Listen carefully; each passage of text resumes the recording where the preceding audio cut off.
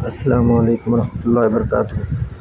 ساس، سسر اور داماد، ایک سبق آموز واقعہ۔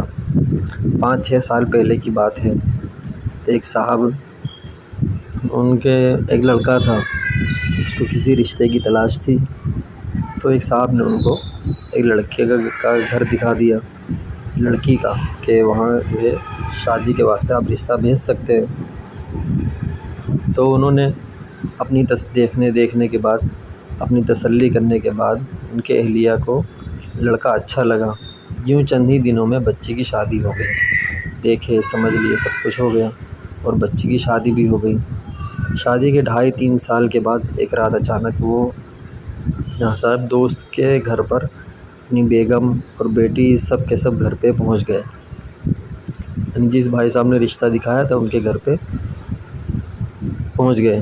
بیٹی کے گود میں 2 بچے تھے۔ میرے گھر جس بھائی صاحب کے گھر پہ پہنچے، ان کے گھر پہنچتے ہی میاں بیوی نے داماد کی شکایت کی لگانا شروع کر دی۔ بتا رہے تھے کہ بیٹی 3-4 ماہ سے ہم نے اپنے پاس ہی بٹھائی ہوئی ہے۔ میں نے بیٹی کو خاوند کے ساتھ ناراضگی کی وجہ پوچھی تو بولی کہ کیٹرنگ کا بزنس ہے ہمارا، لیکن نقصان میں جا رہا ہے۔ ابھی جب خاوند سے پیسے مانگو تو لڑنے لگتا ہے۔ بیچارہ کوشش تو بہت کرتا ہے لیکن بزنس کو منافع بخش نہیں بنا سکا۔ اب جب کہ اس نے مجھے بچوں کا خرچ ہی نہیں دینا ہے تو خاوند کے پاس رہنے کا فائدہ کیا ہے؟ اس میں وہ لڑکی نے کہا، کہتے کہ میں امی ابو کے گھر آ گئی اور واپس جانے کا کوئی اس کا ارادہ نہیں ہے۔ تو بچی کی والدہ بولی، ہم کوئی بھوکے ننگے تو ہیں نہیں، اللہ کا دیا ہوا ہمارے پاس بہت کچھ ہے، وہ اپنی بیٹی اور نواسا پال لیں گے۔ اب تو لوگ بھی ہمیں تانے مارنے لگ گئے ہیں کہ شادی کے بعد بیٹی گھر بٹھائی ہوئی ہے، اب بس ہماری علیحدگی آپ کروا دیں۔ یعنی جس صاحب نے رشتہ لگوایا تھا ان کے ہاں یہ لوگ گئے کہ ہمارا اب رشتہ نہیں، اب ہمارا جو ہے علیحدگی کروا دو، یعنی طلاق دلوا دو۔ ہم ایسے نکمے مرد سے آزادی چاہتے ہیں جو اپنی بیوی بچوں کو بھی خوش نہیں رکھ سکتا۔ میں ان کی سب باتیں، وہ بھائی صاحب کہیں گے، میں ان کی سب باتیں غور سے سنی، دل رکھنے کی خاطر ہاں میں ہاں ملائے اور کہا کہ آپ کی شکایت جو ہے وہ جائز ہے، میں جو داماد ہیں میں ان سے بات کرتا ہوں، ایسے نالائق مرد سے آزاد ہو جانا ہی بہتر رہے گا۔ اتنی پیاری سی تو بیٹی ہماری ہے، ہم سے تمام عمر کا روگ نہیں پالا جاتا۔ اس تمام بات چیت کے دوران بیٹی نے اپنے خاوند کے لیے بیچارے کا جو لفظ استعمال کیا تھا وہ کانوں سے ہوتا ہوا وہ بھائی صاحب کے دل میں جا لگا۔ اس نیک لفظ نے اس کی ساری بات سمجھا دی۔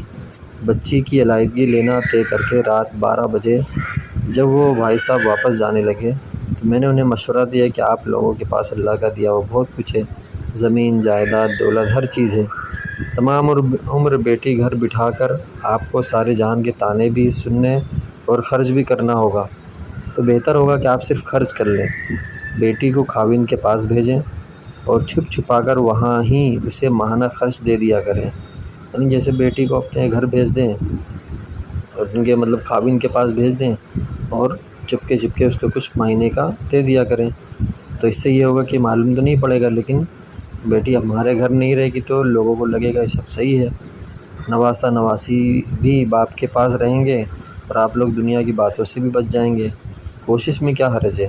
تو اللہ تعالیٰ مہربانی فرمائیں گے، ایک نہ ایک دن آپ کا داماد پیروں پر کھڑا ہو جائے گا، اور اگر ایسا نہ ہو سکا تو دوبارہ بیٹی واپس لے آنا۔ تو وہ لوگ کہتے ہیں کہ یہ بات ہم کو سمجھ میں آ گئی۔ اگلی صبح ان لوگوں نے بچی خاوند کے پاس بھجوا دی اور قریباً 6 ماہ ادھر ہی بیٹی کو گھر کا خرچ دیتے رہے۔ 6 مہینے تک گھر کا خرچ اس کو جو ہے دیتے رہے۔